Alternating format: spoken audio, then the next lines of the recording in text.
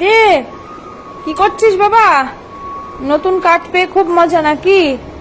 খাটের পা গুলোকে চিবিয়ে চিবিয়ে শেষ করেছিস। আর কিন্তু খাটের পা গুলোকে চিবোস না শোনা।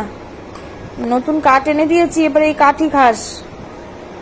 নমস্কার সবাইকে, ম্যাক এ লিটল স্টার ব্লগে আপনাদের সকলকে স্বাগত জানাই। আশা করি সবাই ভালো আছেন। এই কাঠ খাওয়া শুরু হয়েছে সকাল থেকে, সারাদিন ধরেই একটু একটু করে চলছে। আসলে ওনা ছোট থেকেই কাঠ খেতে খুব ভালোবাসে, কিন্তু এই কাঠে যে কি মজা পায় আমি জানি না। ওকে ছোটবেলায় চিউইং স্টিক দেওয়া হতো, একটা চিউইং স্টিক খেতে ও 3 দিন সময় লাগতো। সেখানে এখন একটা চিউইং স্টিক দিলে পরেই 10 মিনিটেই সেটা শেষ করে ফেলছে। কিন্তু এই কাঠে ওর যে কি স্বাদ পায় আমি জানি না। কাঠের পা গুলোর সেই নিচে ও খেয়ে খেয়ে আগে মাঝে এমন হতো, খাবারটা নিজের শেষ করে নিয়েই ও দৌড়াতো। ওতে ওর হজম হয় না কি হয় আমি জানি না, কিন্তু খায়। কাঠ খেতে খুব ভালোবাসে। এই কাঠটা নিয়ে অনেকক্ষণ থেকে পড়ে রয়েছে।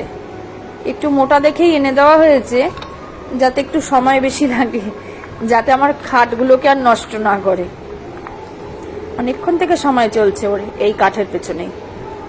বাবা, দাঁত দিয়ে সুনিপুণ কারুকার্য চালিয়ে যাও, আর খাটগুলোকে আর নষ্ট করো না বাবা। ও কি যে স্বাদ পাচ্ছে ওতে আমি জানি না।